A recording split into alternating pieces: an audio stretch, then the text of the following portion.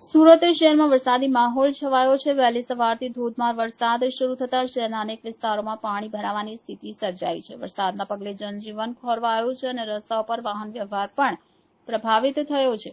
તો સુરત શહેરમાં આજે વહેલી સવારથી મેઘરાજાની ધમાકેદાર એન્ટ્રી થઈ હતી। ધોધમાર વરસાદના કારણે શહેરના અનેક વિસ્તારોમાં પાણી ભરાવાની પરિસ્થિતિ સર્જાઈ છે। સામાન્ય જનજીવન પણ પ્રભાવિત બન્યું છે। સાથે અઠવાલાઇન્સ પોલીસ સ્ટેશનના રસ્તા પર વરસાદી પાણી ભરાયા હતા।